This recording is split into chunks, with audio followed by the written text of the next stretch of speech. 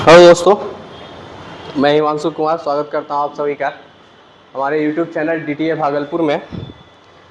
हम लोगों ने हिस्ट्री कंप्लीट कर दिया पूरा। आज हम लोग जो है, जैसा कि आप लोग देख रहे हैं, फिजिक्स स्टार्ट करेंगे बहुत की, और संभवतः आज एक ही वीडियो में आपका पूरा फिजिक्स कंप्लीट हो जाएगा।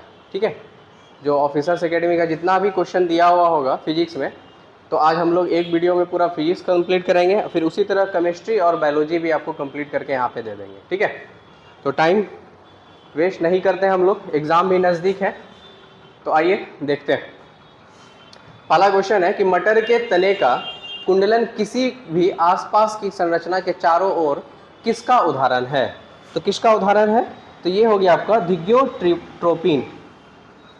ठीक है, धिग्योट्रोपिन का उदाहरण है। ठीक ना, इतना डीप नहीं जाएगा, आप टेंशन मत लीजिए। ठीक है, अगला क्वेश्चन कहता है केंद्रामुखी बल किसके लिए जिम्मेदार है? तो अच्छा क्वेश्चन है कि केंद्रामुखी बल जो है, केंद्रामुखी बल किसके लिए जिम्मेदार है? तो यह वस्तु को वृत्ताकार पथ पर गतिमान रखना।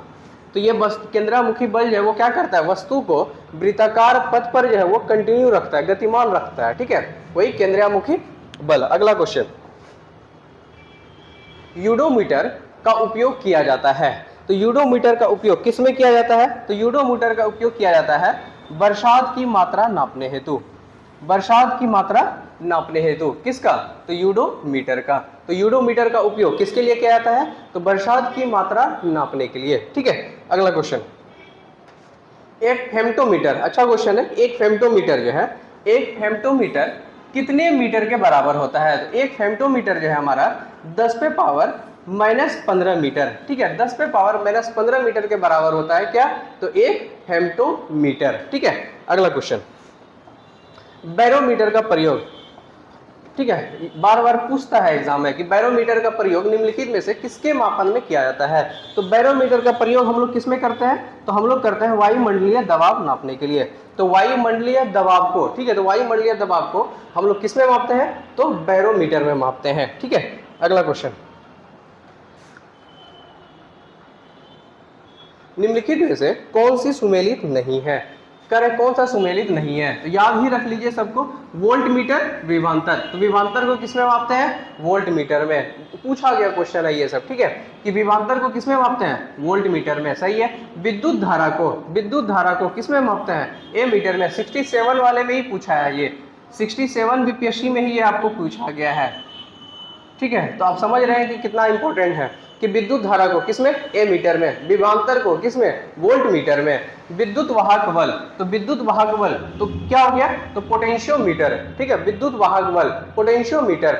विद्युत प्रतिरोध, तो प्रतिरोध को जो है हम लोग गैल्वेनोमीटर में नहीं मापते हैं, यही हमारा गलत हो गया। ठीक है, प्रतिरोध, विद्युत प्रतिरोध को गैल्वेनोमीटर में नहीं मानते हैं। प्रतिरोध रहेगा, प्रतिरोध रहेगा तो प्रतिरोध को ओम में मापते हैं। ठीक है, और प्रतिरोधकता रहेगा तब ओम पर मीटर होता है ना। अगला क्वेश्चन, विद्युत शक्ति की इकाई। ये भी पूछा गया क्वेश्चन है कि विद्युत शक्ति की इकाई। तो विद्युत शक्ति की इकाई क्या होता है? तो वाट। विद्युत शक्ति की इकाई क्या होता है? तो वाट। विद्युत विभवांतर, तो वोल्ट। विद्युत विभवांतर, तो विद्युत विभवांतर क्या हो गया कि इकाई किसकी इकाई है? तो वोल्ट का। ठीक है, अगला, निम्न में से किस धातु की विद्युत चालकता सबसे अधिक होती है? तो किस धातु की विद्युत चालकता सबसे अधिक होती है? तो रजत। रजत मतलब समझे, यहाँ रजत मतलब कहने का मतलब क्या कराएगी यहाँ पे? तो चांदी। ठीक है, रजत मतलब चांदी। तो सबसे ज्यादा विद्युत चालकता सबसे अधिक किसका होगा? चांदी का, रजत का, है ना। अगला क्वेश्चन, विद्युत धारा की इकाई किसमें है? तो विद्युत धारा की इकाई हम लोग किसमें मापते हैं? तो अभी जस्ट हम लोग बताए थे एम्पियर में। किसमें? तो एम्पियर में। ठीक है, अगला क्वेश्चन, ओम मात्रक है किसका? अभी जस्ट हम बताए थे कि प्रतिरोध जो रहेगा, प्रतिरोध, तो प्रतिरोध का क्या होता है मात्रक? ओम। प्रतिरोध का मात्रक क्या होता है? ओम। अगर यही क्वेश्चन आपको प्रतिरोधकता रहता, ठीक है,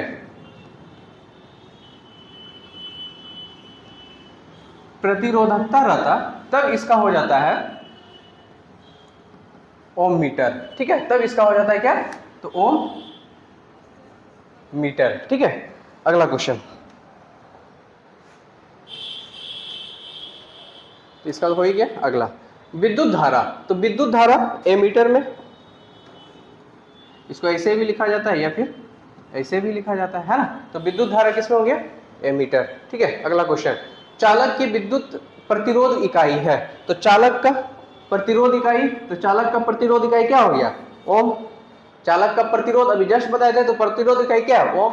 प्रतिरोधकता रहता है क्या होता है, ओम मीटर। ठीक है, अगला क्वेश्चन, अति सूक्ष्म वस्तुओं को देखने के लिए प्रयोग किया जाने वाला प्रकाशिक उपकरण, तो माइक्रोस्कोप जानते हैं हम लोग, अति सूक्ष्म वस्तुओं को देखने के लिए, तो किसका, तो माइक्रोस्कोप का। ठीक है, अगला क्वेश्चन, निम्न में से कौन सी सदिश राशि नहीं है। तो देखिए एक बात याद रखिएगा, आप लोग क्या कीजिएगा, खास करके फिजिक्स वाले में आपको एक क्वेश्चन जो है निश्चित रूप से सदिश और अदिश से रहेगा ही रहेगा। तो हम लोग को करना क्या है कि आप लोग कीजिएगा क्या, सर्च कीजिएगा या किताब आपके पास जो होगा, जितना भी सदिश राशि, ठीक है, जितना भी सदिश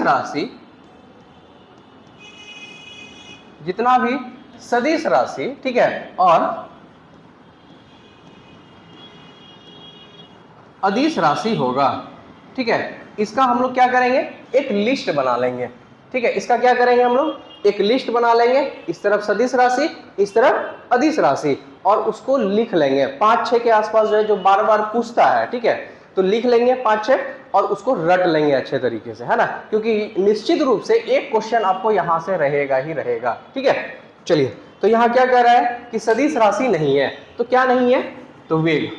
क्या नहीं है, तो वेग। इसका मतलब वेग, ये सॉरी गति, तो क्या नहीं है, गति। तो इसका मतलब गति क्या हो गया हमारा, गति हमारा अदिश राशि हो गया।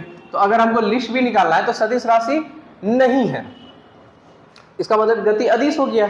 तो क्या क्या सदिश राशि है, तो वेग, आघूर्ण, टॉर्क, विस्थापन, ये सब क्या है, सदिश राशि नहीं है। गति हमारा अदिश राशि नहीं है। ठीक है, अगला क्वेश्चन, प्रकाश वर्ष मात्रक है किसका, तो दूरी का। प्रकाश वर्ष किसका मात्रक है, तो दूरी का। ठीक है, सदिश अदिश वाला लिख ही लीजिएगा निश्चित रूप से, एक क्वेश्चन आपको रहेगा ही रहेगा वहां से। अगला क्वेश्चन, फिर वही क्वेश्चन है, प्रकाश वर्ष। प्रकाश वर्ष किसका मात्रक है, तो प्रकाश वर्ष किसका मात्रक है, दूरी का। ठीक है, अगला क्वेश्चन, कि प्रकाश वर्ष का संबंध किससे है, तो प्रकाश वर्ष का संबंध किससे है, तो ये गलत लिख दिया है, किससे है, तो दूरी से। किससे है, तो दूरी से। ठीक है, अगला क्वेश्चन, निम्नलिखित में से कौन सी मूल भौतिक राशि है, तो मूल जो है भौतिक राशि है। ठीक है, मूल भौतिक राशि है, कौन सा, तो विद्युत धारा। और विद्युत धारा को हम लोग किस में मापते थे, विद्युत धारा को किस में मापते थे, ए मीटर में या आमीटर में। ठीक है, अगला क्वेश्चन, तो भौतिक राशि मेरा क्या है, कौन सी भौतिक राशि है, तो विद्युत धारा। तापक्रम की एसआई इकाई, तो देखिए तापक्रम को हम लोग किस में मापते हैं, तापक्रम को किस में मापते हैं, केल्विन में, है ना। तापक्रम को किस में, तापक्रम की एसआई इकाई पूछ रहा है, तापक्रम की एसआई इकाई क्या हो गया, तो केल्विन। ठीक है, अगला क्वेश्चन, किलोवाट घंटा, तो किलोवाट घंटा जो है, किलोवाट घंटा मात्रक है किसका, ऊर्जा का। ऊर्जा का मात्रक क्या है, किलोवाट घंटा। ठीक है, ऊर्जा का मात्रक क्या है, किलोवाट घंटा। ठीक है, अगला क्वेश्चन, फर्मी। फर्मी भी किसका मात्रक है, लंबाई का। फर्मी भी बोलते हैं कितना फर्मी, है ना, तो फर्मी किसका मात्रक है, तो लंबाई का। फर्मी किसका मात्रक है, तो लंबाई का। ठीक है, अगला क्वेश्चन, निम्नलिखित में से कौन सी अदिश राशि है, तो फिर यहां आ गया, एक हम लोग गति देखे थे, दूसरा क्या देख रहे हैं, दाब। दूसरा क्या देख रहे हैं, दाब। तो यहाँ दो हम लोग को मिल गया अदिश राशि, एक दाब हो गया, एक गति हो गया। सदिश राशि पहले भी मिला हुआ था, विस्थापन था, तो त्वरण आ गया यहाँ पे, वेग आ गया यहाँ पे, बल आ गया, ये सब क्या है, सदिश राशि। अदिश राशि पूछ रहा है, दाब और गति, दाब और गति। ठीक है, अगला क्वेश्चन, निम्नलिखित में से किस राशि का मात्रक नहीं है, तो विकृति का पूछा गया क्वेश्चन है बीपीएससी में ही, कि किस राशि का जो है मात्रक हमारा नहीं है, तो किसका, तो विकृति का। किसका, तो विकृति का। ठीक है, अगला क्वेश्चन, समुद्री दूरी को मापा जाता है, तो नॉटिकल मील में। समुद्री दूरी को हम लोग किस में मापते हैं, नॉटिकल मील में। बहुत इंपॉर्टेंट क्वेश्चन है ये सब। ठीक है, 1 नैनोमीटर, तो 1 नैनोमीटर बराबर होता है 10⁻⁻8, 10⁻8 मीटर। ठीक है, 1 नैनोमीटर बराबर कितना, 10⁻⁸ मीटर। ठीक है, अगला क्वेश्चन, एमकेएस पद्धति में बल का मात्रक, तो बल का मात्रक न्यूटन होता है। बल का मात्रक, तो बल का मात्रक क्या होता है हमारा, तो न्यूटन होता है। बल का मात्रक क्या होता है, न्यूटन होता है। ठीक है, अगला क्वेश्चन, निम्नलिखित में से कौन सी राशि अदिश है। अभी देखिए आया था अदिश, तो हम लोग क्या क्या देखे थे, वेग बल, वेग बल जो है ये सब हम किस में देखे थे, सदिश राशि में देखे थे। यहाँ क्वेश्चन क्या कह रहा है कि कौन सी राशि अदिश है, इसका आंसर देख लीजिए क्या दिया हुआ है, ए नंबर दिया हुआ है, तो शाम। तो ये शाम क्या है, देख लीजिएगा थोड़ा सा, ये शाम क्या है, हमको लगता है कुछ मिस्टेक है ना।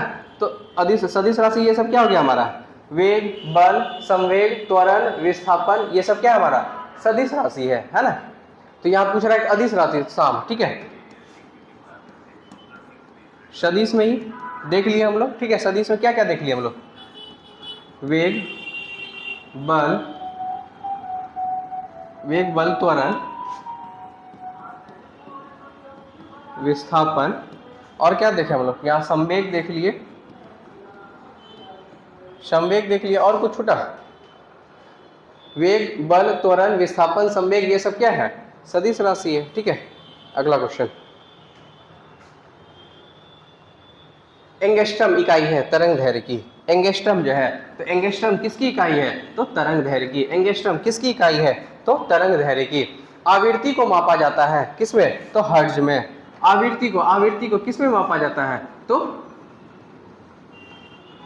आवृत्ति को किसमें मापा जाता है, तो आवृत्ति को मापा जाता है हर्ट्ज में, किसमें, तो हर्ट्ज में, ठीक है। अगला क्वेश्चन, आर्द्रता, तो आर्द्रता जो हम लोग मापते हैं किसमें मापते हैं, तो देखिए आर्द्रता मापते हैं, ये आंसर हफ्त मीटर, तो ये गलत है, ये प्रिंटिंग मिस्टेक है, ठीक है। तो आर्द्रता हम लोग किसमें मापते हैं, हाइग्रोमीटर में, किसमें मापते हैं, हाइग्रोमीटर में, किसमें, तो हाइग्रोमीटर में, ठीक है। अगला क्वेश्चन, दाब की इकाई, तो दाब की इकाई क्या है, तो न्यूटन प्रति मीटर, न्यूटन प्रति वर्ग मीटर, न्यूटन प्रति वर्ग मीटर, ठीक है। अगला क्वेश्चन, निम्नलिखित में से कौन सी राशि सदिश नहीं है, इसका मतलब क्या पूछ रहा है कि अदिश है, इसका मतलब जो हम लोग जानते हैं बल वेग विस्थापन क्या है हमारा, बल वेग विस्थापन त्वरण संवेग ये सब क्या था, सदिश राशि। पूछ क्या रहा है कि सदिश राशि नहीं है, इसका मतलब क्या नहीं है, आयतन नहीं है। तो अदिश राशि में हम लोग क्या क्या देखे थे, अदिश राशि में हम लोग क्या क्या देखे थे, वेग देखे थे ना शायद, गति आयतन ये सब क्या है, अदिश राशि है, ठीक है। वेग बल ये सब तो सदिश राशि है। 1 माइक्रोन बराबर होता है, तो 1 माइक्रोन बराबर कितना होता है, 1/1000 मिलीमीटर, 1/1000 मिलीमीटर। 1 माइक्रोन बराबर कितना, 1/1000 मिलीमीटर, या फिर इसको ऐसे भी लिखता है 0.001 मिलीमीटर, ठीक है। अगला क्वेश्चन, 1 पिकोग्राम बराबर, तो 1 पिकोग्राम बराबर क्या होता है, तो 10 पे पावर -12 ग्राम के, ये देखिए ये ऐसे होगा 10 पे पावर -12 ग्राम के, ठीक है। 1 पिकोग्राम बराबर 10 पे पावर -12 ग्राम के, ठीक है। अगला क्वेश्चन, ऑडियोमीटर, तो ऑडियोमीटर हम लोग किसमें मापते हैं, ऑडियोमीटर क्या नापता है, तो ध्वनि की तीव्रता, तो ध्वनि की तीव्रता किससे मापते हैं, ऑडियोमीटर से। ध्वनि की तीव्रता किससे मापते हैं हम लोग, तो ऑडियोमीटर से, ठीक है। अगला क्वेश्चन, यांत्रिकी, अगला चैप्टर क्या है, यांत्रिकी। कहता है फुटबॉल के खेल में एक गोलकीपर, फुटबॉल के खेल में इंपॉर्टेंट क्वेश्चन है कि फुटबॉल के खेल में एक गोलकीपर फुटबॉल को गोल में पकड़ने के बाद अपने हाथों को पीछे की ओर खींचता है, ठीक है। तो यह गोलकीपर को किस प्रकार सक्षम बनाता है, तो किस प्रकार, तो संवेग परिवर्तन की दर को कम करने में, संवेग परिवर्तन की दर को कम करने में। अगर यहीं पे आपको एक और आ गया, या तो गोलकीपर के बारे में कह रहा है, एक इसी में एक और क्वेश्चन आता है कि क्रिकेट जब खेलते हैं, है ना, तो क्रिकेट जब खेलते हैं तो कोई खिलाड़ी कैच पकड़ता है, ठीक है। तो जब कैच पकड़ता है तो अपने हाथ को वो पीछे की तरफ लेके जाता है, ठीक है। तो पीछे की तरफ लेके जाता है, क्यों, तो वही संवेग परिवर्तन जो है, जो स्पीड से आ रहा है, ठीक है, तो संवेग परिवर्तन की दर को क्या करने के लिए, कम करने के लिए वो गेंद को क्या करता है, पीछे की तरफ खींचता है, ठीक है। तो याद रखिएगा इसको, संवेग परिवर्तन की दर को कम करने के लिए, इंपॉर्टेंट क्वेश्चन है, ठीक है, इंपॉर्टेंट क्वेश्चन है ये, ठीक ना। अगला क्वेश्चन, निम्नलिखित में से किस ऊर्जा परिवर्तन में घर्षण बल शामिल होता है, तो घर्षण बल जो है हमारा, घर्षण बल जो है शामिल होता है किस में, तो गतिज ऊर्जा से जब उष्मा ऊर्जा, घर्षण बल, तो गतिज ऊर्जा से, तो जब हाथ को जब कंटिन्यू है ना, घर्षण बल का बात कर रहा है कि घर्षण बल। तो हाथ को जब कंटिन्यू हम लोग घसते हैं तो किस में, ऊर्जा में, है ना। जब कंटिन्यू हम लोग घसते हैं तो हाथ मेरा गर्म हो जाता है, उष्मीय ऊर्जा उत्पन्न होता है ना। तो गतिज ऊर्जा से उष्मीय ऊर्जा। ठीक है, अगला क्वेश्चन। एक बस सीधे रास्ते में, बहुत ही इंपॉर्टेंट क्वेश्चन ये सब आ रहा है, ठीक है, कि एक बस जो सीधे रास्ते पर चल रही है और अचानक दाईं ओर तेज मोड़ लेती है, तो बस में बैठे यात्री, ठीक है, क्वेश्चन समझ गए। एक बस है जो अचानक, जो सीधे रास्ते पे चल रही है, वो क्या कर रहा है, अचानक दाईं ओर खींचेगा, दाईं ओर टर्न ले रहा है, ठीक है। तो दाईं ओर टर्न लेगा तो उसमें जो यात्री बैठा है वो क्या होगा, तो दाईं ओर ही झुकेगा, आगे की ओर गिरेगा, ठीक है। उसके बाद और ऑप्शन क्या है हमारा, देखते हैं, बाईं ओर झुकेगा। आप खुद समझिए, आंसर आपको मिल गया होगा। सीधा आप जा रहे हैं, अचानक वो टर्न लिया, तो टर्न लिया तो हमारा क्या जाएगा, बायां तरफ, है ना, बायां तरफ हम झुकेंगे। थोड़ा इमेजिन कीजिए खुद से भी कि सीधा हम लोग बस में बैठे हैं, स्पीड से बस जा रहा है सीधे, और अचानक वो टर्न लेता है, तो टर्न लेगा तो हम क्या करेंगे, बाएं ओर झुकेंगे, है ना। तो वही है, बाईं ओर झुकेंगे, ठीक है। आंसर मिल गया हमारा, बाईं ओर झुकेंगे। इस टाइप का क्वेश्चन है ना, तो इस टाइप का क्वेश्चन अगर आता है, ठीक है, तो खुद को वहां पे रख के इमेजिन कीजिएगा, ठीक है, खुद को रख के इमेजिन कीजिएगा, इसका आंसर तब सही बनेगा, ठीक है। चलिए अगला क्वेश्चन कहता है, एक संगीत कार्यक्रम में ऑर्केस्ट्रा बजाने से पहले, ऑर्केस्ट्रा तो आप लोग देखते ही होंगे, है ना। तो कहता है ऑर्केस्ट्रा बजाने से पहले एक सितार वादक तनाव को समायोजित करने की कोशिश करता है और स्ट्रिंग को उपयुक्त रूप से बांधता है। कहता है ऐसे करके वह क्या ठीक करने की कोशिश करता है, तो वो क्या ठीक करने की कोशिश करता है, तो कहता है कि अन्य वाद्य यंत्रों की आवृत्ति के साथ सितार स्ट्रिंग की आवृत्ति। कहता है और भी जो वाद्य यंत्र बज रहा है उसके साथ में जो सितार वो बजा रहा है, तो सितार स्ट्रिंग की आवृत्ति, तो दोनों आवृत्ति सेम होगा तभी तो फिर आवाज अच्छा निकलेगा, है ना। तो वही कर रहा है कि अन्य वाद्य यंत्रों की आवृत्ति के साथ सितार स्ट्रिंग आवृत्ति को वो ठीक करता है, चेक करता है ना। अगला क्वेश्चन कहता है आघात और प्रत्याघात के बल। तो आघात और प्रत्याघात के बल जो है वो हमेशा समान और विपरीत दिशा में होता है, हमेशा समान और विपरीत दिशा में होता है, ठीक है। अगला, एक कारखाने में 40 केजी कैल्शियम 2 घंटे में उत्पादित होता है। ये देखिए थोड़ा सा आपका आ गया, फिजिक्स का ही क्वेश्चन है लेकिन मैथ वाला ट्रिक यहाँ लगाना है, ठीक है, कि 40 केजी कैल्शियम 2 घंटे में उत्पादित होता है। यदि करंट की प्रवाह की क्षमता 50% है तो 2 घंटे के लिए समान विद्युत प्रवाह से कितना एल्युमिनियम प्राप्त किया जा सकता है, ठीक है। तो इसका अगर आप लोग जान रहे होंगे फॉर्मूला तो देख लीजिएगा, 9 केजी, ठीक है। अगला क्वेश्चन कहता है कीड़े पानी की सतह पर बिना डूबे घूम सकते हैं। कीड़ा जो है, कीड़ा के बारे में बात कर रहा है कि कीड़ा जो है वो पानी की सतह पर बिना डूबे घूम सकते हैं। क्यों? क्योंकि पानी के पृष्ठ तनाव के कारण, पानी का जो पृष्ठ तनाव है उसके कारण जो है कीड़ा पानी के सतह पर बिना डूबे क्या होता है, घूम सकता है। तो पानी के पृष्ठ तनाव के कारण, ठीक है। अगला क्वेश्चन, वर्षा की बूंदें, बहुत बार पूछा गया क्वेश्चन है ये, बहुत ही इंपॉर्टेंट क्वेश्चन है ये, ठीक है, बहुत इंपॉर्टेंट क्वेश्चन, ठीक ना, कि वर्षा की बूंद को गोलाकार होने का कारण क्या होता है। तो वर्षा की बूंद जो है उसका गोलाकार होने का कारण है पृष्ठ तनाव। क्या हो जाएगा इसका कारण, पृष्ठ तनाव, याद ही रख लीजिएगा इस प्रश्न को, ठीक है, पृष्ठ तनाव के कारण। अगला क्वेश्चन, सबसे ज्यादा श्यानता, तो सबसे ज्यादा श्यानता किसकी होती है, तो शहद की होती है। किसकी होती है, तो शहद की होती है, ठीक है। अगला क्वेश्चन कहता है श्यानता का गुण अधिक पाया जाता है, बैरोमीटर की ऊंचाई में अचानक वृद्धि इंगित करता है। तो देखिए क्वेश्चन क्या कर रहा है, यहां से देखिएगा, कहता है बैरोमीटर की ऊंचाई में, बैरोमीटर वायु का मान रहे थे हम लोग, ठीक है, मापते हैं। तो बैरोमीटर की ऊंचाई में अगर कह रहा है कि अचानक वृद्धि, ठीक है, तो अचानक वृद्धि अगर हो गया तो वो क्या इंगित करता है, तो अत्यंत शुष्क मौसम, ठीक है। इसका आंसर गलत दिया हुआ है, एक बार आप लोग देख लीजिएगा, ठीक है, क्योंकि बैरोमीटर की ऊंचाई में अचानक वृद्धि अगर आता है तो अचानक वृद्धि ये तूफान और चक्रवात का आना होना चाहिए, है ना।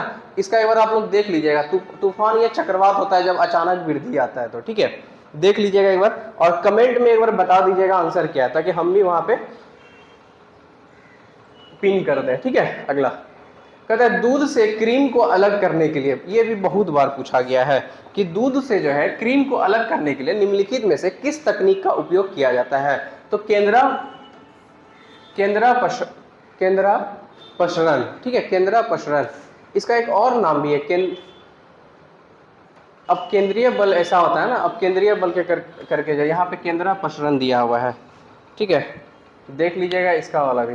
कहता है चलती बस में जब चालक अचानक, तो बस वही क्वेश्चन कर रहा है जो पहले हम लोग देखे थे कि बस चल रही है, जब चालक जो है अचानक ब्रेक लगाता है, बस चल रही है सीधा, चालक अचानक ब्रेक लगाता है तो हम आगे की ओर झुकते हैं, है ना। तो यात्री जो किसकी ओर आगे धक्का लगाता है, बताइए, आगे की ओर झुकता है। कहता है कि इनको समझाया जा सकता है, तो इसको किस से, तो न्यूटन की गति का पहला नियम से।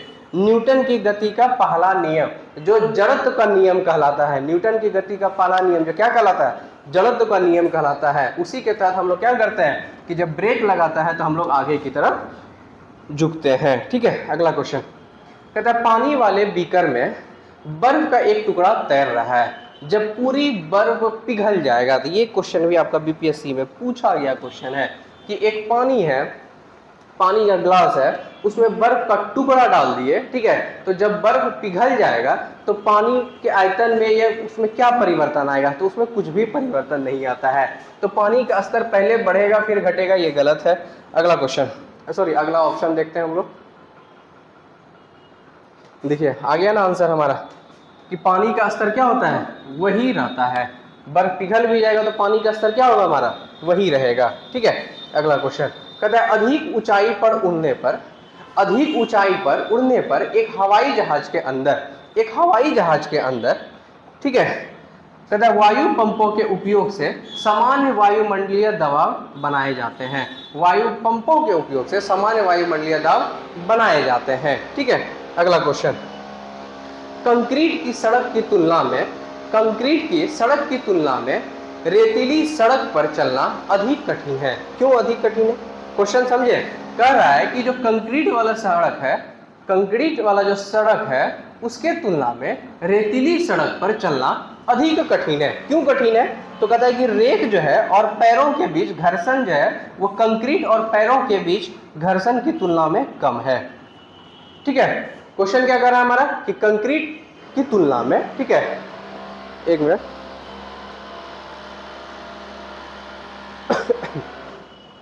ठीक है, क्वेश्चन क्या कर रहा है हमारा कि कंक्रीट की सड़क की तुलना में रेतीली सड़क पर चलना अधिक कठिन है। क्यों, क्योंकि रेत और पैरों के बीच जो घर्षण होता है वो कंक्रीट और पैरों के बीच घर्षण की तुलना में कम होता है, इस वजह से। इंपॉर्टेंट क्वेश्चन है, याद रखिएगा, ठीक है। फिर वही चीज है, किसी पत्थर को एक ढलान वाली सड़क पर ऊपर की ओर उठाने की तुलना में ऊपर की ओर लुढ़काना आसान होता है। क्यों आसान होता है, इसका आंसर हो जाएगा पत्थर को लुढ़काने में किया गया कार्य उसे उठाने में किए गए कार्य की अपेक्षा कम होता है। तो स्वाभाविक है, आप भी देख लीजिए, अगर किसी पत्थर को आप ढलान पर उठा के लेके जा रहे हैं, ढलान पर जो है, ढलान वाली सड़क पर ऊपर की ओर उठाने की तुलना में उठा के लेके जा रहे हैं तो आपको ज्यादा मेहनत लग रहा है। अगर वही चीज है कि आप अगर लुढ़का देंगे तो यही काम आता है। सिलेंडर वाले में भी ये क्वेश्चन पूछा जाता है, यहाँ पत्थर का दिया ना, उसी तरह यहाँ पे ऑप्शन आपको क्वेश्चन में सिलेंडर भी दे देगा कि सिलेंडर हम उठाते हैं, उसके बदले हम अगर उसको घड़काते हुए लेके जाते हैं तो हमको ज्यादा आसान पड़ता है। क्यों, क्योंकि वही कि पत्थर को लुढ़काने में जो है, उसको जो धकेलते हैं, लुढ़काते हैं, तो लुढ़काने में किया गया कार्य उसे उठाने में किए गए कार्य की अपेक्षा कम होता है, ठीक है। अगला क्वेश्चन, एक छोटी तरल बूंद का आकार गोलाकार क्यों होता है। तो फिर यही चीज, वही वर्षा बूंद वाला था ना, वही चीज पूछ रहा है कि बूंद जो है, तरल बूंद का आकार गोलाकार क्यों होता है, तो पृष्ठ तनाव के कारण। ऑप्शन हम लोग ढूंढ लेते हैं कहां पर है, आ गया हमारा ऑप्शन, है ना, पृष्ठ तनाव के कारण, ठीक है। अगला क्वेश्चन,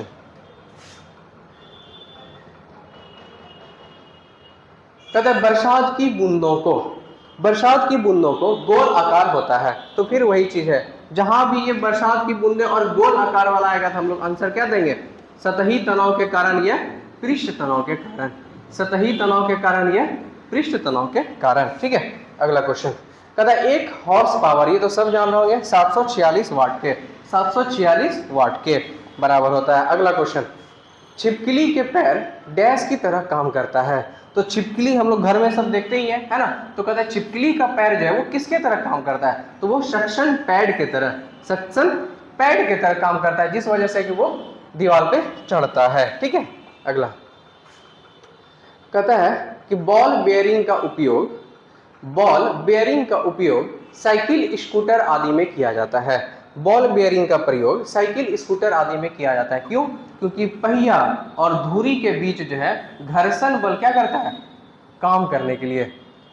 क्वेश्चन समझिएगा कि बॉल बेयरिंग का उपयोग, साइकिल हम लोग सब देखें, साइकिल हम लोग सब चलाते हैं, तो उसमें बॉल बेयरिंग वगैरह सब लगाता है ना। तो बेयरिंग जब देखते हैं बनवाने जाते हैं तो छोटा छोटा जो बॉल टाइप का लगाता है, गुल्ली टाइप। ठीक है। तो कहता वही कह रहा है कि बॉल बेयरिंग का उपयोग साइकिल, स्कूटर आदि में किया जाता है। तो क्यों किया जाता है, तो पहिया और धुरी के बीच घर्षण कम करने के लिए, पहिया और धुरी के बीच घर्षण कम करने के लिए हम लोग किसका प्रयोग करते हैं, बॉल बेयरिंग का प्रयोग करते हैं। ठीक है। अगला क्वेश्चन, वॉशिंग मशीन अपकेंद्रन। वॉशिंग मशीन बार बार पूछा गया क्वेश्चन है कि वॉशिंग मशीन किससे हो जाएगा, अपकेंद्रन से। वॉशिंग मशीन किससे हो जाएगा, अपकेंद्रन से। कहता है एक चिड़िया एक तार के पिंजरे में बैठी है जो एक स्प्रिंग तुला से लटक रहा है। यदि चिड़िया पिंजरे के अंदर उड़ना शुरू करती है तो स्प्रिंग तुला की माप क्या होगा, तो स्प्रिंग तुला की माप क्या हो जाएगा, तो ये पहले से कम हो जाएगा। क्या हो जाएगा, पहले से कम हो जाएगा। ठीक है। अगला क्वेश्चन कहता है एक क्षैतिज वृत्त में स्थिर चाल से घूम रहे पिंड के लिए निम्नलिखित में से कौन सा स्थिर रहेगा। तो एक क्षैतिज पिंड में, इसका आंसर देख लीजिएगा, यहाँ पे क्या दिया हुआ है, ई आंसर दिया हुआ है कि एक क्षैतिज वृत्त में स्थिर चाल से घूम रहे पिंड के लिए निम्नलिखित में से कौन सा स्थिर रहेगा। इसका आंसर देख लीजिएगा। ठीक है। अगला क्वेश्चन, यदि बल को न्यूटन में और दूरी को मीटर में प्रदर्शित किया जाए तो किए हुए कार्य को प्रदर्शित किसमें किया जाएगा, तो जूल में। तो सीधा सीधा बात, कार्य का मात्रा क्या होता है, जूल। हो गया सीधा आंसर, है ना। अगला 1 किलोमीटर में, तो 1 किलोमीटर में कितना, 1000 मीटर। 1 किलोमीटर में दूरी कितना, 1000 मीटर। ठीक है। अगला क्वेश्चन, पदार्थ के संवेग और वेग के अनुपात से कौन सी भौतिक राशि प्राप्त की जा सकती है। पदार्थ के संवेग और वेग, तो संवेग और वेग के अनुपात से कौन सी भौतिक राशि, तो द्रव्यमान। कौन सी भौतिक राशि, तो द्रव्यमान। ठीक है। बल गुणनफल है, तो वही द्रव्यमान और त्वरण हो जाएगा, है ना। बल जो है बल, ठीक है, बल गुणनफल है, तो बल किसका गुणनफल है, तो द्रव्यमान और त्वरण का, द्रव्यमान और त्वरण का। ठीक है। अगला क्वेश्चन, त्वरण ज्ञात होता है, तो त्वरण जो हम ज्ञात करते हैं तो A = v - u/t, A = v - u/t। ठीक है। अगला, किसी प्रक्षेप का पथ कैसा होता है, तो किसी प्रक्षेप का पथ कैसा होता है, पथ उसका, तो परवलयिक होता है, परवलयिक होता है। ठीक है। अगला कहता है पूर्णतः भरी हुई बोतल के पानी को, ठीक है, पूर्णतः भरी हुई बोतल के पानी के घनीभूत हो जाने पर बोतल टूट जाता है। घनीभूत हो जाने का मतलब, घनीभूत हो जाने पर बोतल टूट जाता है। क्यों? क्योंकि जम जाने पर पानी का आयतन क्या होता है, बढ़ता है। तो क्वेश्चन फिर यहाँ थोड़ा सा घनीभूत समझ में नहीं आ रहा होगा। क्वेश्चन है कि पूर्णतः भरी हुई बोतल का पानी जब उसको फ्रीज में रखते हैं, जब ज्यादा ठंडा हो जाता है, ठीक है, वही घनीभूत मतलब ज्यादा ठंडा हो जाने पर बोतल क्या हो जाता है, टूट जाता है। ठीक है। फ्रीज में रखते हैं ना, तो इसको ये बोल सकते हैं हम लोग कि ज्यादा ठंडा हो जाने पर, ठीक है, तो बोतल क्या होता है, टूट जाता है। क्यों? क्योंकि उसका आयतन क्या होता है, बढ़ जाता है ना। अगला कहता है कि नियत वेग से गतिशील ट्रेन में इंजन की ओर मुंह करके बैठा एक यात्री एक गेंद ऊपर की ओर उछालता है, तो गेंद वापस गिरेगा कहां पर, तो यात्री के हाथों में ही। यह भी क्वेश्चन पूछा गया है। क्वेश्चन पूछा गया है, यहाँ पे ध्यान हमको क्या देना है, नियत वेग से, यानी कि वेग को कांस्टेंट कर दिया है। तो जब भी इस टाइप का क्वेश्चन आए तो हमको यहाँ पे देखना है कि क्वेश्चन में क्या कह रहा है, नियत वेग, यानी कि वेग को आपको कांस्टेंट कर दिया कि उसी वेग से आप जा रहे हैं। तो जब सेम वेग से जाइएगा तो कहता है कि सेम वेग से, नियत वेग से गतिशील ट्रेन में इंजन की ओर मुंह करके बैठा एक यात्री एक गेंद ऊपर की ओर उछालता है, ऊपर की ओर उछालता है, तो गेंद कहां गिरेगा, यात्री के हाथों में ही। इसी तरह का एक और क्वेश्चन आता है कि गाड़ी वाला भी आता है कि आप गाड़ी से जा रहे हैं, है ना, एक नियत स्पीड से, है ना, एक नियत स्पीड से गाड़ी से जा रहे हैं आप, अगर गेंद को हवा में उछालेंगे तो वो कहां गिरेगा, आपके हाथों में ही गिरेगा। ठीक है, ये भी क्वेश्चन पूछा गया है। ठीक ना, अगला क्वेश्चन, आघात और प्रत्याघात बल है, तो वही हम लोग देखेंगे, आघात और प्रत्याघात तो हमेशा समान और प्रत्याघात विपरीत दिशा में होता है। ठीक है, अगला, किसी सिलाई मशीन की सुई, सिलाई मशीन की सुई जो है हमारा, ठीक है, किसी सिलाई मशीन की सुई की गति कैसी होती है, तो कैसी गति होती है, तो आवृत्ति। किसी सिलाई मशीन की सुई की गति कैसी होती है, तो आवृत्ति होती है। ठीक है, बस 1 मिनट रुकिएगा, थोड़ा फोन आ रहा है। चलिए स्टार्ट करते हैं हम लोग। ठीक है, एक सिलाई मशीन की सुई की गति होती है, तो सिलाई मशीन जो है, तो सिलाई मशीन की सुई की गति जो क्या होती है, वो आवृत्ति होती है। सुई की गति क्या होती है, तो आवृत्ति होती है। पानी का घनत्व किस ताप पर अधिकतम, बहुत बार क्वेश्चन पूछा गया है, याद रखिएगा, यही सब हल्का हल्का क्वेश्चन है जो आपको फंसाएगा। और बीपीएससी में यह सवाल पूछा गया है कि पानी के घनत्व किस ताप पर अधिकतम, तो किस ताप पर, तो 4 डिग्री सेल्सियस पर, किस ताप पर, तो 4 डिग्री सेल्सियस पर अधिकतम होता है। ठीक है, अगला, बिजली का बल्ब फर्श पर गिरने पर टूट जाता है परंतु गलीचे पर गिरने पर नहीं टूटता है, क्यों, है ना, बिजली का बल्ब अगर आप जमीन पे गिर रहा है फर्श पर तो क्या होगा, टूट जाएगा, लेकिन गलीचे पर गिरने पर वो नहीं टूटता है, क्यों नहीं टूटता। ठीक है, तो कहता है कि फर्श पर बल के आवेग में परिवर्तन अधिक हो जाता है, स्वाभाविक है, परिवर्तन वेग के स्पीड से, है ना, तो परिवर्तन अधिक मिलता है फर्श में, इस वजह से वो टूट जाता है, और गलीचे में वो नहीं टूटता। गलीचा मतलब कालीन वगैरह सब, है ना, गलीचा मतलब यहाँ कालीन है। ठीक है, तो स्वाभाविक है, डायरेक्ट अगर फर्श पे गिरेगा तो टूटेगा ही टूटेगा, वही अगर गलीचा पे कालीन वगैरह सब पे तो उसको थोड़ा सा कालीन का भी सहारा मिलता है ना। तो ऐसे भी हम लोग देख के, हम लोग सोच के अपने माइंड से आंसर दे सकते थे इसका। अगला, 5.0 किलोग्राम के द्रव्यमान को टेबल पर खींचने पर एक कमानीदार तराजू पर 20 न्यूटन का पठन आता है। इस द्रव्यमान द्वारा, देखिए ये सब क्वेश्चन आज तक ना पूछा है ना कभी पूछेगा। ठीक है, अगला क्वेश्चन,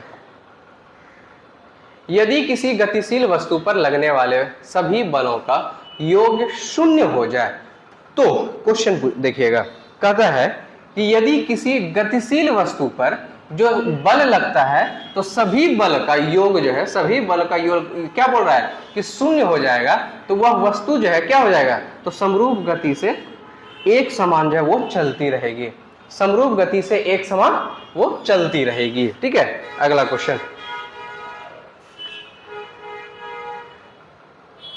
कहता है एक खिलाड़ी अचानक छलांग लगाने की अपेक्षा कुछ दूरी से दौड़ता हुआ आकर ज्यादा लंबी छलांग, स्वाभाविक बात है, दरोगा या किसी का हम लोग फिजिकल देते हैं, तो फिजिकल देते हैं तो देखते हैं ना, छलांग लगाने के लिए बोला जाता है लॉन्ग जंप, हाई जंप, है ना, तो हम लोग क्या करते हैं, थोड़ा सा रनअप लेते हैं, दूरी लेते हैं। तो वही कह रहा है कि एक खिलाड़ी अचानक छलांग लगाने की अपेक्षा, आपको उसी जगह से बोला जाए छलांग लगाने तो आप नहीं लगा पाइएगा, लेकिन जब आप थोड़ा दूरी लेते हैं, ठीक है, तब आप छलांग लगा सकते हैं। तो कहता है कि अपेक्षा कुछ दूर से दौड़ता हुआ आकर ज्यादा लंबी छलांग लगा पाता है, क्यों लगा पाता है, तो आंसर क्या हो गया हमारा, तो गतिमान अवस्था का जड़ता। हम अपने शरीर को क्या करते हैं, गति में लेते आते हैं, है ना, गतिमान अवस्था की जड़ता, है ना, तो हम अपने शरीर को गति में लेते आते हैं, जिस वजह से कि हम लोग छलांग ज्यादा लगा देते हैं। ठीक है, अगला सवाल, एक शिकारी दूर जो है किसी वृक्ष पर बैठे एक बंदर पर निशाना साधता है, जैसे ही गोली बंदूक से छूटती है वैसे ही बंदर डाल पर से सीधे ऊर्ध्व दिशा में नीचे की ओर गिर जाता है। तो बंदूक की गोली, तो कह रहा है कि बंदूक की गोली बंदर को लगे कि ये क्या सवाल था, स्वाभाविक है उस दिशा वो नीचे की ओर गिरे, यानी कि गोली उसको लग गया है ना, तो वही है, बंदर को गोली लग गया। ठीक है, अगला क्वेश्चन, यदि वायुमंडलीय दबाव, देखिए ये सब क्वेश्चन ऐसा था ना, ये सब ऐसा था, आपको थोड़ा लगेगा कि पता नहीं ये आंसर होना चाहिए कि नहीं होना चाहिए, जबकि कुछ है ही नहीं, कुछ दिमाग लगाना ही नहीं था, है ना। कहता यदि वायुमंडलीय दबाव कम हो जाता है तो वाष्पोत्सर्जन की दर, ठीक है, पूछा गया क्वेश्चन है ये भी, कि अगर वायुमंडलीय दबाव वो कम हो जाता है, अगर वो कम हो जाएगा तो वाष्पो उत्सर्जन की दर में कोई बदलाव नहीं रहेगा, वाष्पो उत्सर्जन की दर में कोई बदलाव नहीं रहेगा। ठीक है, अगला क्वेश्चन, तीसरा चैप्टर हम लोग ध्वनि तरंग देखते हैं। कहता है दंड चुंबक के केंद्र में चुंबकत्व, तो दंड चुंबक जो होता है, तो दंड चुंबक के केंद्र में जो चुंबकत्व होता है वो शून्य होता है। क्या होता है? शून्य होता है। ठीक है, अगला क्वेश्चन, ध्वनि की तीक्ष्णता किसके द्वारा निर्धारित की जाती है? ध्वनि की तीक्ष्णता किसके द्वारा निर्धारित की जाती है? तो ध्वनि की जो तीक्ष्णता होता है ना, वो ध्वनि का वेग नहीं होगा, आयाम भी नहीं, तरंगदैर्घ्य, वो आवृत्ति से, है ना। ध्वनि की तीक्ष्णता वो आवृत्ति से मापा जाता है। इसका आंसर क्या दिया हुआ है? ई नंबर दिया हुआ है। ठीक है, देख लीजिएगा आप लोग भी। अगला क्वेश्चन, एक सेकेंड दोलक को रॉकेट में माउंट किया गया है, एक सेकेंड दोलक को रॉकेट में माउंट किया गया है, इसका दोलन काल घटेगा यदि रॉकेट, दोलन काल कब घटेगा? यदि रॉकेट जो है ऊपर की ओर समान वेग वृद्धि से बढ़ते जा रहा है, तो हमारा क्या होगा? दोलन काल उसका घट जाएगा। ठीक है, अगला क्वेश्चन, पेंडुलम घड़ी की समयावधि, पेंडुलम घड़ी की समयावधि वही दोलन काल जो अभी हम लोग देख रहे थे उसको क्या बोलते हैं? समयावधि, यानी कितना समय लगेगा। तो पेंडुलम घड़ी की जो समयावधि होती है कितनी होती है? तो वो 2 सेकेंड होती है। कितनी होती है? तो 2 सेकेंड होती है। ठीक है, अगला, निम्नलिखित किरणों या तरंगों में से किसका उपयोग किया जाता है? तो निम्नलिखित किरण या तरंगों में किसका उपयोग करते हैं हम लोग? तो पराध्वनि तरंगों का। किसका उपयोग करते हैं? पराध्वनि तरंगों का उपयोग करते हैं। ठीक है, अगला क्वेश्चन, कहता है रेडियोथेरेपी में अल्फा विकिरण का उपयोग नहीं किया जाता है। ठीक है, रेडियोथेरेपी में अल्फा विकिरण का उपयोग नहीं किया जाता है। क्यों नहीं किया जाता है? क्योंकि यह लागत प्रभावी नहीं है, क्योंकि यह लागत जो है वो हमारा प्रभावी नहीं है। ठीक है, अगला, निम्नलिखित में से किसके द्वारा एक पुरानी लिखी हुई धुंधली सामग्री आसानी से पढ़ा जा सकता है? तो किसके द्वारा? तो आईआर किरण के द्वारा, आईआर किरण के द्वारा। ठीक है, अगला क्वेश्चन,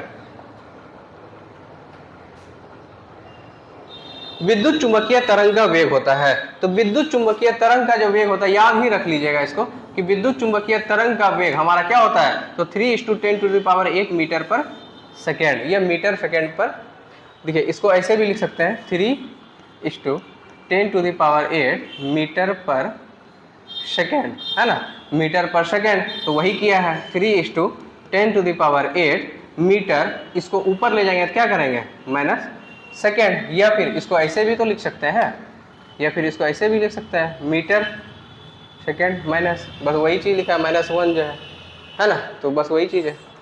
ठीक है, अगला, लोलक की, बहुत बार पूछा गया क्वेश्चन, बहुत इंपॉर्टेंट क्वेश्चन है, ये भी बहुत इंपॉर्टेंट क्वेश्चन है कि लोलक की कलावधि जो है, लोलक की कलावधि किस पर निर्भर करती है? तो ये लंबाई के ऊपर निर्भर करती है। किसके ऊपर निर्भर करती है? तो लंबाई के ऊपर निर्भर करती है। ठीक है, अगला क्वेश्चन, लोलक का आवर्तकाल, अभी जस्ट हम लोग देखे थे कि लोलक का आवर्तकाल किसका कितना होता है? 2 सेकेंड होता है। मानव कान का श्रव्य आवृत्ति, तो देखिए हम लोग जो सुन पाते हैं उसी का बात कर रहे हैं, श्रव्य आवृत्ति। श्रव्य आवृत्ति मतलब जो हम लोग सुन सकते हैं, तो मनुष्य जो है कितना सुन सकता है? तो वो 20 हर्ट्ज से 20,000 हर्ट्ज तक ही सुन सकता है। 20 हर्ट्ज से 20,000 हर्ट्ज तक ही मनुष्य सुन सकता है। ठीक है, अगला क्वेश्चन, बिल्ली, तो बिल्ली जो सुनता है, बिल्ली को सुनने की आवृत्ति ये लगभग 45 हर्ट्ज से 64 किलो हर्ट्ज तक होता है। ठीक है, अगला क्वेश्चन, एक पियानो के पिच कम करने के लिए, एक पियानो है उसकी पिच को अगर कम करेंगे, एक पियानो बजा रहे हैं उसकी पिच को कम करने के लिए, तो फिर हम लोग ढूंढेंगे क्या, आवृत्ति। ध्वनि जब भी आएंगे तो हम लोग क्या उसमें आवृत्ति, हम लोग तीक्ष्णता वाला में भी क्या ढूंढते थे, आवृत्ति। तो एक पियानो को पिच करने के लिए, वही ध्वनि के बारे में बात कर रहा है, उसको कम करने के लिए स्ट्रिंग का तनाव बढ़ाना चाहिए, बिल्कुल नहीं।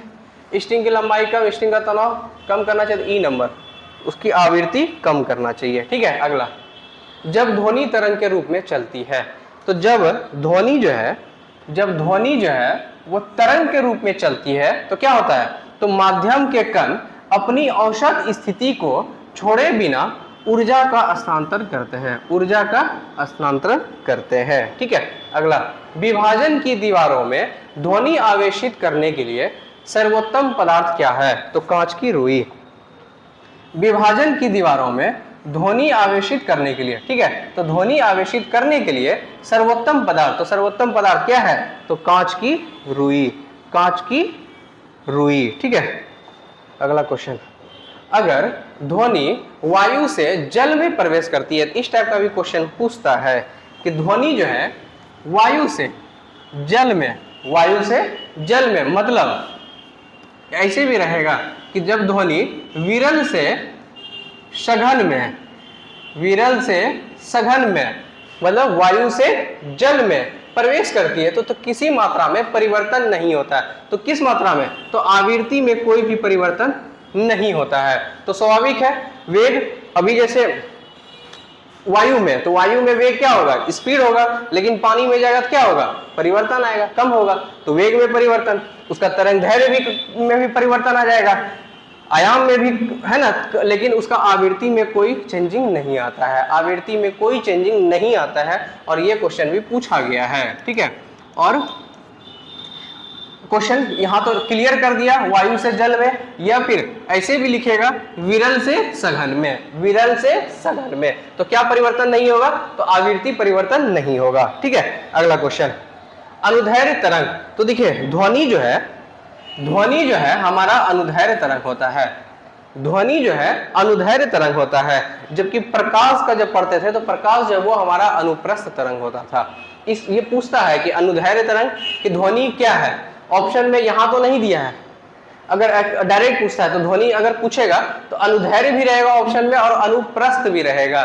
तो याद क्या करना है कि ध्वनि धैर्य, तो ध्वनि अनुदैर्घ्य, प्रकाश अनुप्रस्थ, है ना, प्रकाश अनुप्रस्थ, तो वहां भी प्रकाश को, अनुप्रस्थ वहां भी को, तो प्रकाश अनुप्रस्थ, ध्वनि धैर्य, है ना, अनुदैर्घ्य। तो ऐसे याद अब रह जाएगा। ठीक है, अगला क्वेश्चन, एफएम का ब्रॉडबैंड निम्नलिखित में से किसमें आता है, तो देख लीजिए इसका आंसर, एफएम का ब्रॉडबैंड जो है ये, तो VHF, देख लीजिएगा क्या है VHF।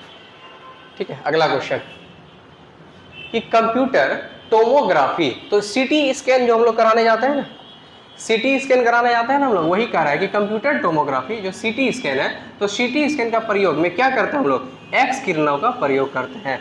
तो सीटी स्कैन जो हम लोग करते हैं उसमें कौन सा, तो एक्स किरण जो है उसमें प्रयोग करते हैं। ठीक है, अगला कहता है अल्ट्रासोनिक तरंगे, तो अल्ट्रासोनिक क्या हो गया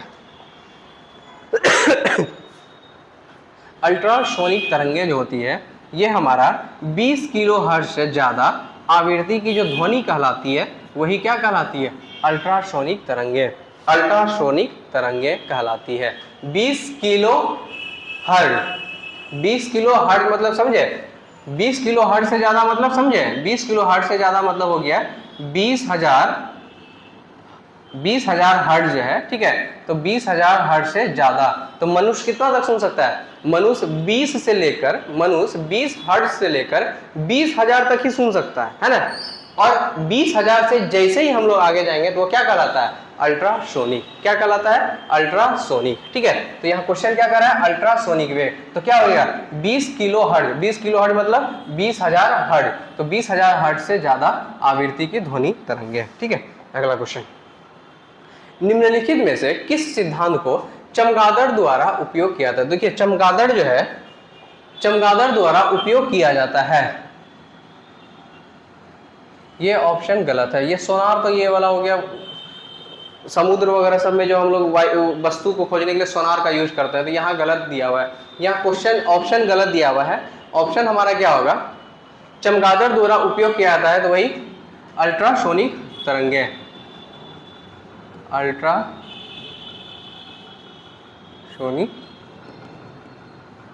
तरंगे, अल्ट्रासोनिक तरंगे, ठीक है। ऑप्शन इसका यहाँ पे ये गलत दिया हुआ है, ठीक है। अगला क्वेश्चन, निम्नलिखित पर विचार कीजिए, ठीक है। तो ये दिक्कत है कि इन्हें से उनके उपयोगों में उपयोग की जाने वाली तरंगों को बढ़ते हुए आवृत्ति में व्यवस्थित कीजिए। इस टाइप का आपको पूछेगा ही नहीं, जाने दीजिए।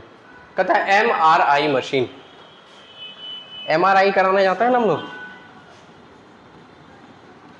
MRI कराने जाता है ना, तो वही कह रहा है कि MRI मशीन में किस प्रकार की तरंग का उपयोग किया जाता है। तो MRI मशीन जो है उसमें किस प्रकार की तरंग का उपयोग किया जाता है, तो चुंबकीय तरंग का।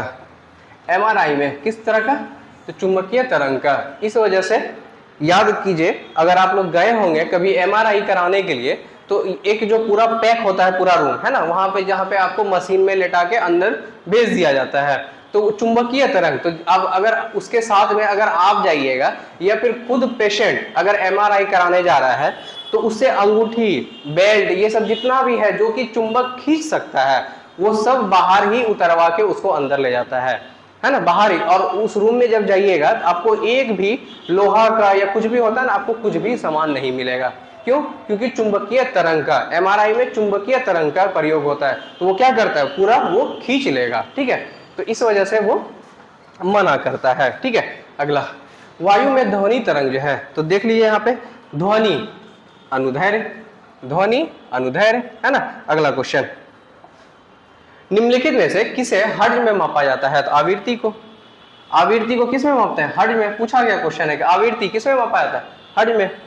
अगला क्वेश्चन, एक सूक्ष्म तरंग ओवन में निम्नलिखित में से कौन सा उत्सर्जन का स्रोत है, तो कौन सा उत्सर्जन का स्रोत है, तो क्या हो जाएगा, मैग्नेट्रॉन। क्या हो जाएगा, मैग्नेट्रॉन। अगला क्वेश्चन, ध्वनि चित्रण यानी कि सोनोग्राफी में, सोनोग्राफी भी हम लोग जो कराने जाते हैं, तो ध्वनि चित्रण में कौन सी तरंगे का प्रयोग किया जाता है, तो पराध्वनिक तरंगे, पराध्वनिक तरंगे, ठीक है। अगला क्वेश्चन, ध्वनि संरचना नहीं कर सकती है, तो किसमें, तो याद रखिएगा ध्वनि संरचना नहीं कर सकती है, तो सबसे ज्यादा किसमें करती है, तो सबसे ज्यादा ठोस में, सबसे ज्यादा किसमें, सबसे ज्यादा किसमें करेगा, ठोस में। लेकिन ध्वनि जो है ठोस में भी, जल में भी और गैस में भी, तीनों अवस्था में ध्वनि संचरण कर सकती है, लेकिन निर्वात में नहीं कर सकती है, निर्वात में नहीं कर सकती है, ठीक है। अगला, जबकि जब प्रकाश का किरण का आता है, तो प्रकाश का किरण निर्वात में कर सकता है, तो ध्वनि निर्वात में नहीं कर सकता है, ठीक है। अगला क्वेश्चन, दो उत्तरोत्तर श्रृंग, ठीक है, दो उत्तरोत्तर श्रृंग अथवा दो उत्तरोत्तर गर्त के बीच की दूरी को हम लोग क्या करते हैं, तरंग दैर्घ्य। बीच की दूरी को क्या बोलते हैं, उत्तरोत्तर श्रृंग और उत्तरोत्तर गर्त। तो श्रृंग और गर्त के बीच की दूरी को हम लोग क्या करते हैं, तो तरंग दैर्घ्य कहते हैं। कहता है ध्वनि का वायु में वेग, ध्वनि जो है, ध्वनि के वायु में वेग अनुमानतः है, तो 330 मीटर पर सेकेंड। ध्वनि का जो है वायु में वेग, तो 330 मीटर भी आता है कहीं कहीं और 333 मीटर भी रहता है, ठीक है। तो 330 मीटर पर सेकेंड की स्पीड से ध्वनि जो है वायु में गति करती है, तो याद रखिएगा 330 मीटर से, ठीक है। अगला क्वेश्चन, 100 डेसिबल ध्वनि का प्रबलता स्तर संगत होगा, तो 100 डेसिबल ध्वनि का प्रबलता स्तर, तो एक शोरगुल वाली सड़क से आने वाली ध्वनि के प्रबलता स्तर 100 डेसिबल का, तो एक मशीन शॉप से आने वाले शोरगुल से, मशीन से जो आवाज आएगा, मशीन से जो आवाज आएगा तो वही 100 डेसिबल का आता है।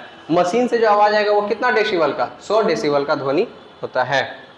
आधुनिक टेलीफोन उपयोग करता है, तो रेडियो तरंग का, जान ही रहे होंगे इसको, है ना। टेलीफोन उपयोग क्या करेगा, रेडियो तरंग का, ठीक है। अगला क्वेश्चन, अगला चैप्टर है ऊष्मा और तापमान।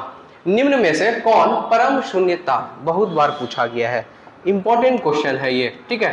परम शून्य ताप, तो परम शून्य तापमान का जो है प्रतिनिधित्व करता है कौन, तो -273 डिग्री सेल्सियस। ये कुछ ज्यादा ही नाप के दिया, ऐसे हमको याद क्या रखना है, -273 डिग्री सेल्सियस हमको याद रखना है, ठीक है। ऑप्शन में आपको 273 भी रहेगा तो हमको याद रखना है यहाँ पे क्या माइनस, ठीक है।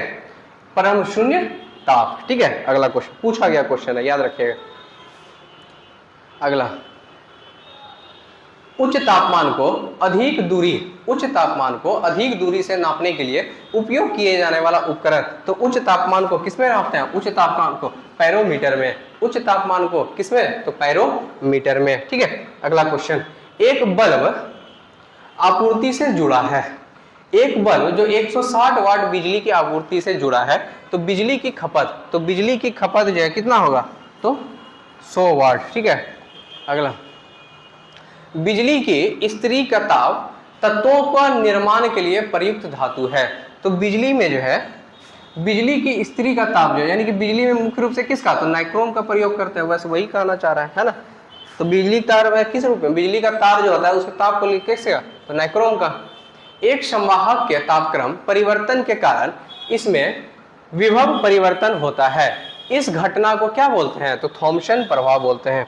ये शायद इस बार ही पूछा गया था थॉमसन प्रभाव को लेके, कि एक संवाहक के तापक्रम परिवर्तन के कारण इसमें विभव परिवर्तन होता है, इस घटना को क्या बोलते हैं, तो थॉमसन प्रभाव बोलते हैं, ठीक है। अगला कहता है, किस नियम के अनुसार समान ताप और दाब पर सभी गैसों के निश्चित आयतन में अणुओं की संख्या समान होती है, तो अणुओं की संख्या कहां पर, तो एवोगाड्रो का नियम, एवोगाड्रो के नियम में क्या होता है, निश्चित आयतन में अणुओं की संख्या समान होती है, ठीक है। गैसों के निश्चित आयतन में अणुओं की संख्या समान होती है कहां पर, तो एवोगाड्रो का नियम में, ठीक है। अगला क्वेश्चन, जब गर्म द्रव को एक मोटे कांच के गिलास में डाला जाता है तो गिलास चटक जाता है, क्यों चटकता है, तो ताप का कुचालक है, इसलिए गिलास के केवल आंतरिक सतह फैलती है। क्वेश्चन फिर से देखिएगा, कहता है कि जब एक गर्म द्रव यानी कि पानी, उसको हम लोग बहुत ज्यादा टेम्परेचर गर्म कर लिए, तो अगर उसको हम गर्म करेंगे तो उस पानी को एक मोटा कांच के गिलास में, अगर शीशा का गिलास है वो मोटा भी रहे, ठीक है, तो उसमें डालते हैं तो गिलास क्या होता है, चटक जाता है, मतलब कि उसमें देखते हो ना, चटकना मतलब वही मतलब टूट जाता है, या फिर उसमें लाइन टाइप का चटक जाता है, ठीक है। तो चटक जाता है, क्यों चटकता है, क्योंकि ताप जो है वो कुचालक होता है, ताप क्या होता है, कुचालक होता है, जिस कारण गिलास का जो है अंदर वाला, गिलास का केवल आंतरिक सतह ही क्या होता है, वो फैलता है, जिस कारण से कि हमको लाइन हमको गिलास में दिखने लगता है, ठीक है। अगला, एक रेलवे में दो क्रमागत पटरियों को उनके बीच अंतराल के साथ अंत से अंत तक जोड़ा जाता है, क्यों जोड़ा जाता है, तो गर्मी में रेलों के विस्तार के कारण होने वाली दुर्घटनाओं से बचा जा सकता है। ऐसे भी हम लोग देखते हैं, ठीक है, कि जब गर्मी का मौसम आता है ना, गर्मी का जब मौसम आता है, ठीक है, तो उस टाइम क्या होता है कि रेल के जो दो पटरी जो समान रूप से हम लोग देखते हैं, दोनों को एक समान में ही, जो एक समान दूरी पर ही कंटिन्यू किया जाता है, क्यों, क्योंकि गर्मी में रेलों का विस्तार, तो गर्मी में क्या होता है, इसका जो है विस्तार होता है, इसका विस्तार होता है, उसके कारण होने वाली दुर्घटनाओं से बचा जा सके, इस वजह से उसको एक समान में जो है जोड़ के रखा जाता है, बनाया जाता है, ठीक है। अगला, गर्मियों में सफेद कपड़े पहनना ज्यादा आरामदायक होता है, क्यों होता है, तो वे उन पर पड़ने वाली ताप को परिवर्तित करता है, उन पर पड़ने वाली ताप को परिवर्तित करता है। इसी पे एक और क्वेश्चन पूछता है, ठीक है। थोड़ा सा बैटरी चेंज कर लेते हैं, 1 मिनट रुकिएगा। चलिए देखते हैं हम लोग आगे। क्वेश्चन क्या कह रहा था कि गर्मियों में सफेद कपड़ा पहनना ज्यादा आरामदायक होता है, क्यों, क्योंकि उन पर पड़ने वाले ताप का परिवर्तन करते हैं। इसी तरह एक और क्वेश्चन आता है, हम बता रहे थे कि एक और क्वेश्चन क्या आता है कि जब गर्मी के दिनों में, है ना, गर्मी के दिनों में जो हम लोग छाता लेते हैं, है ना, गर्मी के दिनों में जो छाता लेते हैं, हमको कैसा छाता लेना चाहिए, ब्लैक कलर का काला छाता या रंगीन छाता सफेद, है ना, तो रंगीन छाता हम लोग ज्यादा प्रेफर करते हैं, या फिर एक तो रंगीन छाता ऑप्शन में आ गया तो रंगीन छाता, या सादा है ना व्हाइट वाला छाता, ब्लैक तो कभी नहीं, या फिर ऑप्शन में आपको एक और चीज मिलेगा क्या, ऊपर सफेद, ऊपर सफेद नीचे काला, ये भी ऑप्शन में आपको मिलेगा। तो हमारा ऑप्शन ये भी होगा कि गर्मी के दिनों में छाता हम लोग कैसा खरीदते हैं, कैसा यूज करते हैं, तो ऊपर सफेद होना चाहिए और नीचे काला, क्योंकि ऊपर सफेद तो जब सूर्य की रोशनी सफेद पर, क्योंकि सफेद क्या करता है, परिवर्तित करता है, परावर्तन करता है, तो सफेद परावर्तन करेगा और नीचे काला तो काला वो अवशोषित कर लेगा, तो इस वजह से हम लोग को छाता ये वाला यूज करना चाहिए। ठीक है, अगला क्वेश्चन, पृथ्वी तल की तुलना में पहाड़ियों में भोजन पकाने में अधिक समय लगता है। बिल्कुल सही बात है कि पहाड़ियों में भोजन पकाने में अधिक समय लगता है, तो क्यों लगता है, इसका आंसर देख लीजिए।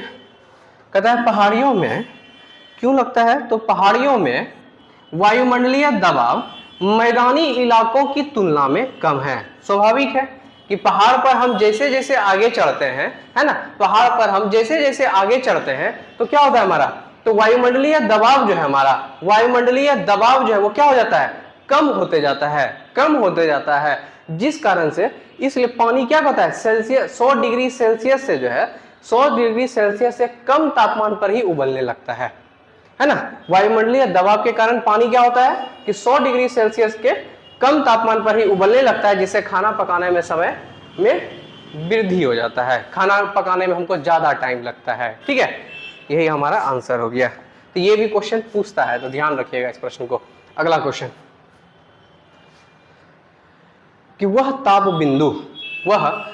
बिंदु जिस पर ठोस, द्रव और गैस अवस्था एक सतह में रह सकती है क्या कहलाता है, तो यह त्रिक बिंदु कहलाता है। याद रखिएगा कि त्रिक बिंदु क्या है, त्रिक बिंदु, तो त्रिक बिंदु क्या बोलते हैं कि वह ताप बिंदु, त्रिक बिंदु जो है वह ताप बिंदु है जिस पर ठोस, द्रव और गैस, तो ठोस, द्रव और गैस जो है वो सारा क्या होता है, वो तीनों जो है एक साथ रह सकता है, तो तीनों एक साथ रह सकता है, तो उसको क्या बोलते हैं हम लोग, त्रिक बिंदु बोलते हैं। ठीक है, अगला क्वेश्चन, यदि रेफ्रिजरेटर के दरवाजे कुछ घंटों के लिए खुला छोड़ दें, ये भी क्वेश्चन पूछा गया क्वेश्चन है कि रेफ्रिजरेटर के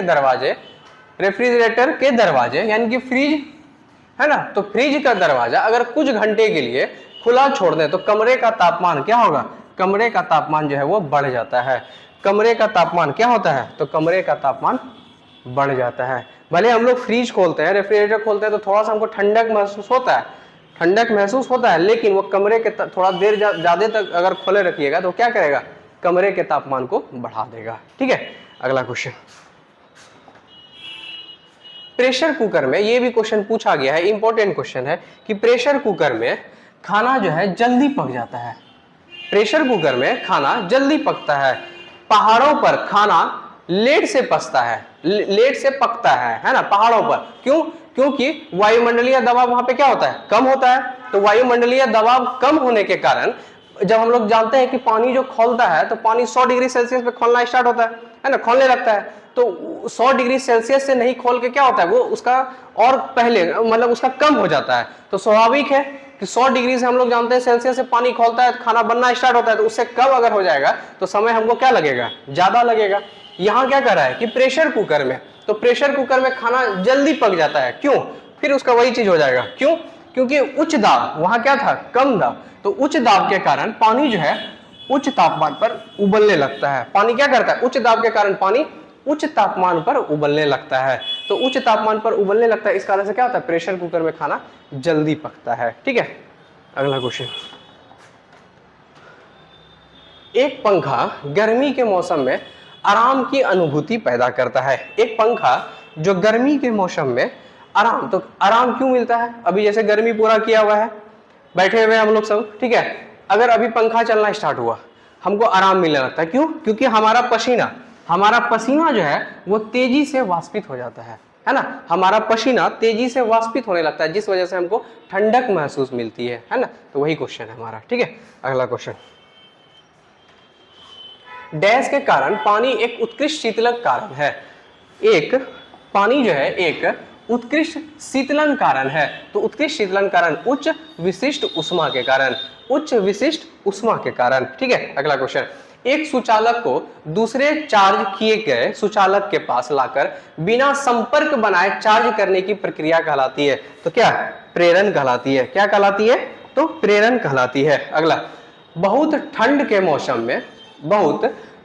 मौसम में पानी का जलीय जीवन को संरक्षित करने में मदद करता है। तो पानी का जो जलीय जीवन है, ठीक है, जलीय जीवन को संरक्षित करने में मदद करता है। तो क्या करता है? तो ये विस्तार करने में, है ना, विस्तार करने में मदद करता है। ठीक है, अगला क्वेश्चन कहता है, यदि एक फुलाया हुआ गुब्बारा जलते बल्ब के पास लाया जाता है, यदि एक फुलाया हुआ गुब्बारा जलते बल्ब के पास लाया जाता है तो वह फट जाता है।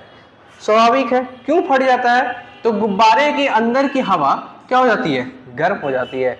गुब्बारे के अंदर जो हवा है वो गर्म हो जाती है और गुब्बारे के भीतरी दीवार पर क्या करता है? दबाव को वह बढ़ा देता है।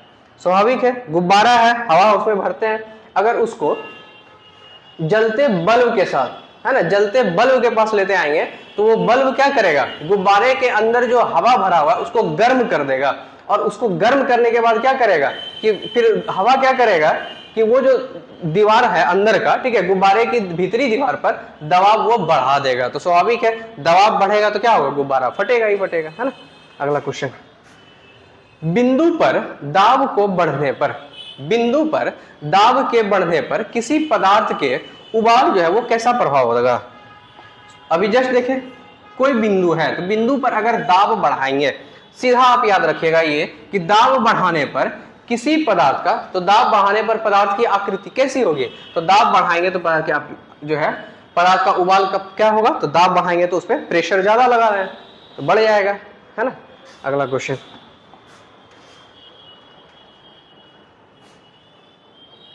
निम्न में से कौन सा उष्मा का सबसे अधिक कुचालक है? तो हम लोग अभी जस्ट देखे थे उष्मा का सबसे अधिक कुचालक, तो क्या हो जाएगा इसमें से? पारा। उष्मा का सबसे ज्यादा कुचालक क्या हो जाएगा हमारा?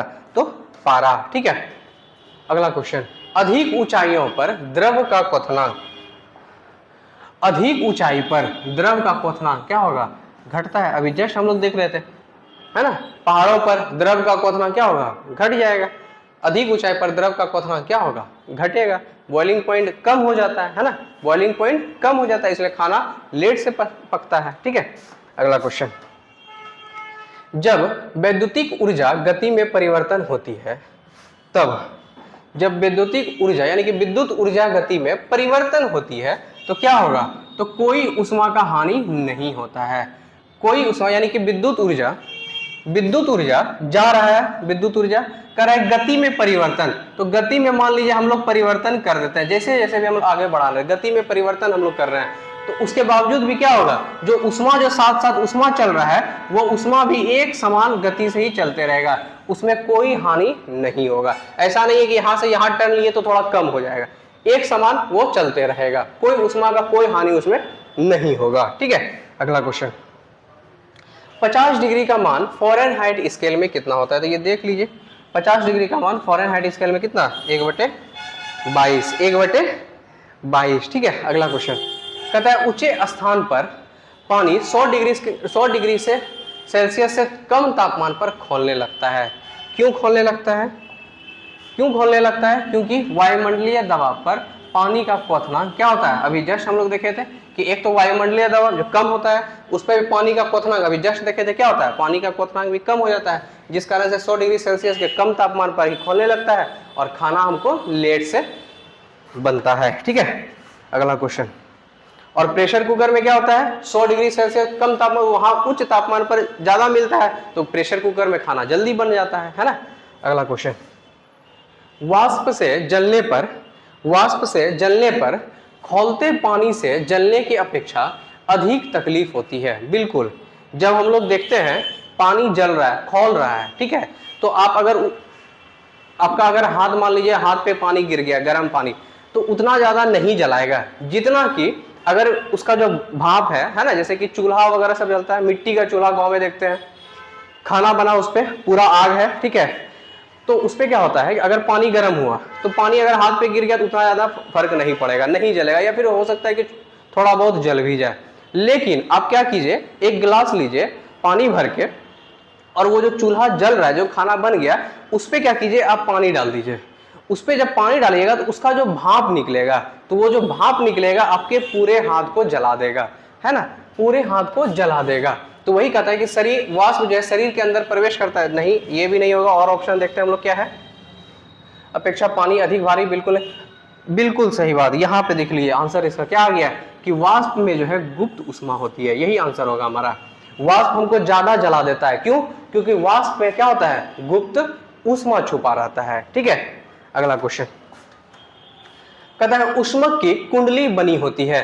तो ऊष्मक जो है, ऊष्मक यानी कि बिजली वाला जब बात कर रहा है, उसकी कुंडली अभी जस्ट पहले तो भी देखे थे हम लोग, किसकी बनी होती है, तो नाइक्रोम की बनी होती है। ठीक है, अगला क्वेश्चन, मिट्टी के घड़े में जल का शीतलन बना रहना निर्भर करता है। तो मिट्टी का घड़ा है, मिट्टी का घड़ा है, कहता है उसमें जो है जल का शीतलन, यानी कि पानी डालते हैं तो वो क्या करता है, शीतलन, शीतल वाला, यानी कि वो ठंडा बनाए रखता है। तो किस पर, तो बाह्य तापमान पर भी, बिल्कुल सही, वातावरणीय आर्द्रता पर भी, ठीक है, इसके अलावा वायु पर भी। उपर्युक्त सभी हो जाएगा, उपर्युक्त सभी हो जाएगा। अच्छा प्रश्न है, याद रखिएगा। ठीक है, अगला क्वेश्चन, ठंडे देशों में सर्दियों में सरोवर जो है, सरोवर मतलब तालाब, सरोवर मतलब तालाब जो जम जाते हैं और सतह के नीचे, ये भी क्वेश्चन बीपीएससी में पूछा गया है कि क्वेश्चन पूछा गया है कि ठंडा मौसम में, ठंडी मौसम में क्या होता है कि पानी जो है जगह जगह जम जाता है, लेकिन फिर भी जो जलीय जीव होते हैं, फिर भी सतह के नीचे जो जलीय जीव होते हैं।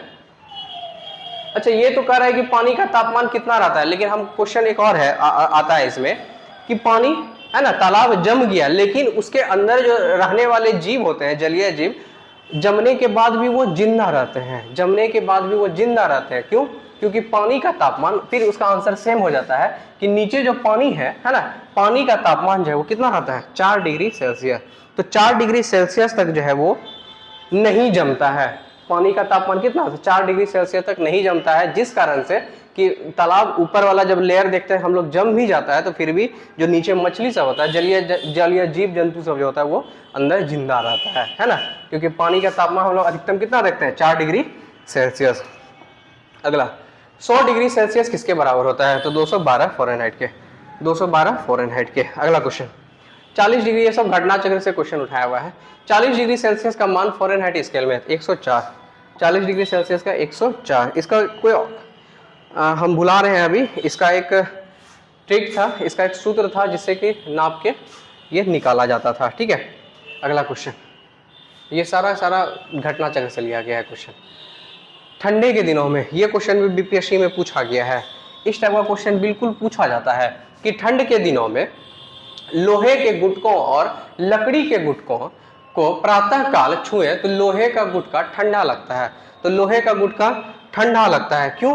क्योंकि लकड़ी की तुलना में लोहा जो है वो ऊष्मा का अच्छा चालक होता है। बिल्कुल, क्योंकि ऊष्मा जो है वो लोहा में क्या होता है, अच्छे तरीके से जो है चालक, ऊष्मा का चालक जो है लोहा में अच्छे तरीके से, इस वजह से लोहा हमको ज्यादा ठंडा लगता है। किसके अपेक्षा में, लकड़ी की अपेक्षा में, लकड़ी की तुलना में। ठीक है, अगला क्वेश्चन, सेल्सियस स्केल पर मानव शरीर का तापमान कितना होता है।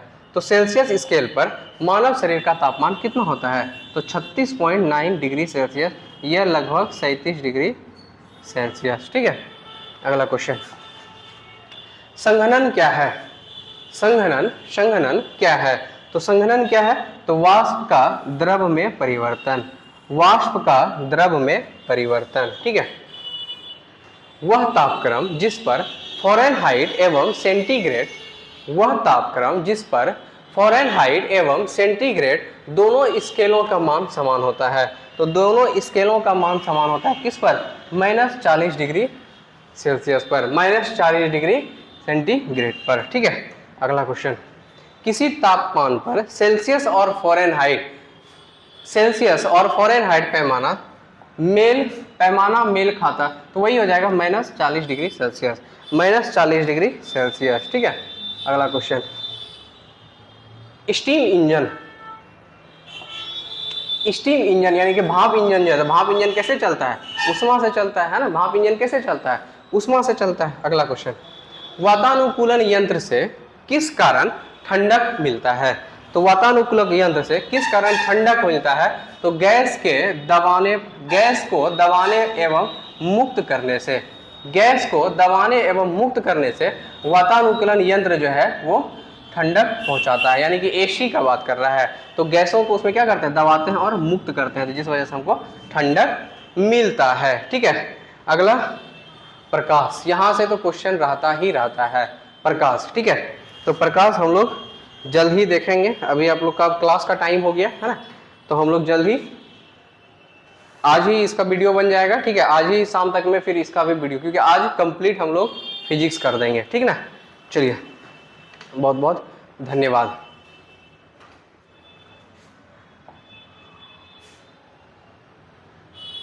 753